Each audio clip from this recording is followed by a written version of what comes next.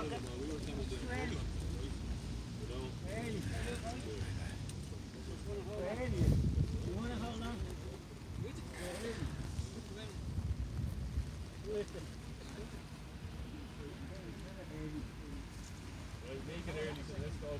get going, I think it's Are you expecting anybody else? no.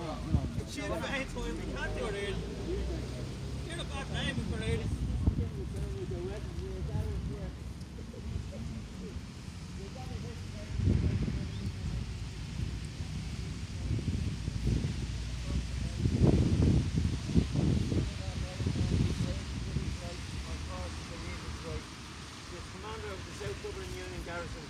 Saw some of the fiercest fighting of the Rising. He was executed on the 8th of May, and in his last statement he wrote, "Ireland has shown she is a nation. This generation can claim to have sons as brave as any that went before.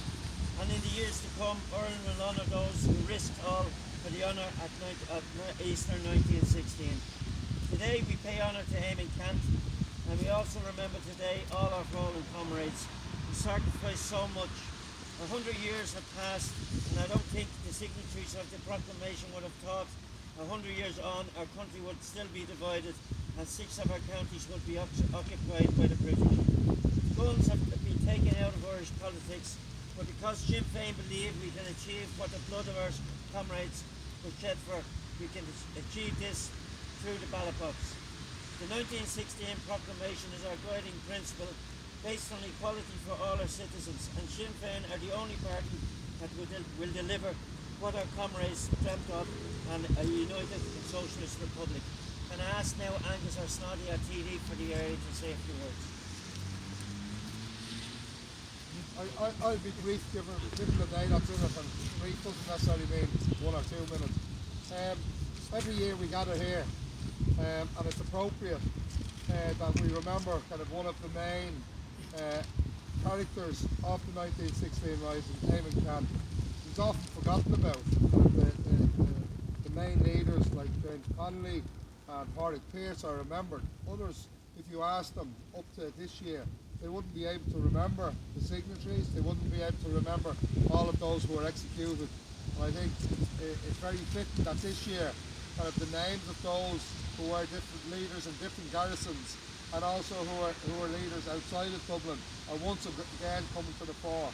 And I think it's appropriate that we've always gathered here at Eamonn Ceannt Park to remember kind of a Republican who mobilised this area in particular, and kind of this area mainly around the Cork Street area, Marylebone Lane and the South Dublin Union. And some of you have been on a tour with myself to see the sites, and we plan to do more of those over the next couple of weeks and months, just to see exactly kind of where the men and women of 1916 in this area came from, what role they played, and I think it's very fitting that young kids in schools are now starting to ask questions once again, and that there's a huge wealth of information available to people if they are interested in 1916. I think more and more families are becoming interested once again in a history that was hidden from them,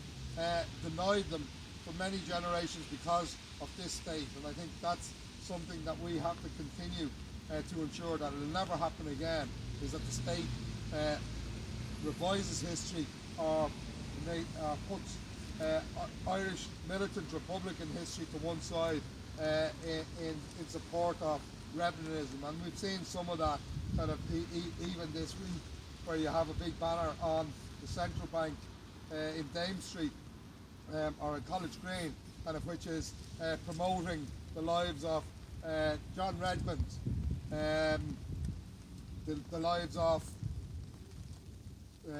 Grattan, who was a Protestant yeomanry, and Daniel O'Connell, who was a member of the British militia. Kind of this is so-called man of peace. This man is no man of peace. Kind of this man opposed republicanism from start to finish. He wanted home rule, as did the others.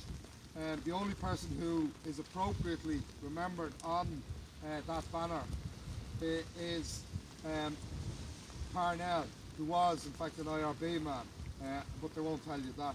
in Irish history, and his history and his memory kind of should be linked kind of in many ways, because it was the IRB who were the ones who were behind the Rising, the ones who mobilised and encouraged Irish Ireland kind of to be proud of their history, to be proud of their language, and to be proud of their sports.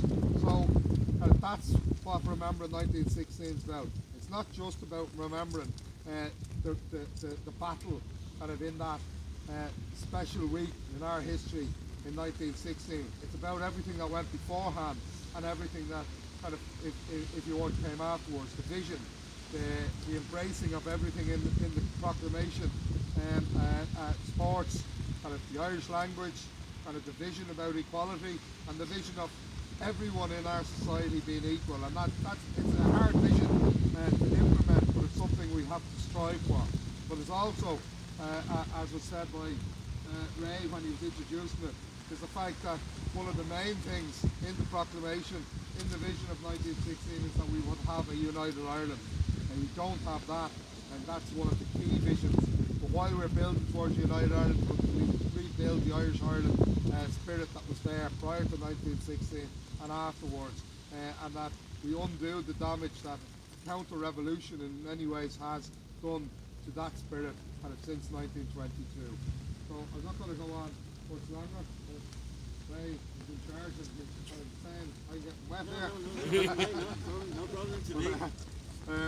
Thank people for turning up today. We started on time, or a little ahead of time because of the inclement weather, but also because some of us are going in to take part in a march, kind of which symbolises the march that happened on Easter Monday from Liberty Hall up to Stephen's Green, which is the Irish Citizen Army, and that again, the Citizen Army for many years was sidelined in history, whereas at least now, kind of this year, it's getting its rightful place once again in the memory of people who are thinking about 1916.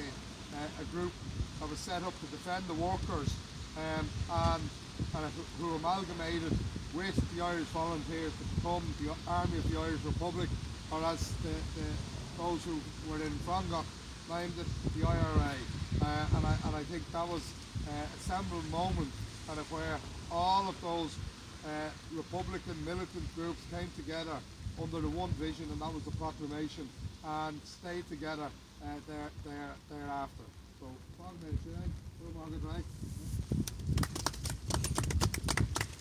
Thank you. And now I'll just ask Hughie Byrne to read on behalf of Eamonn.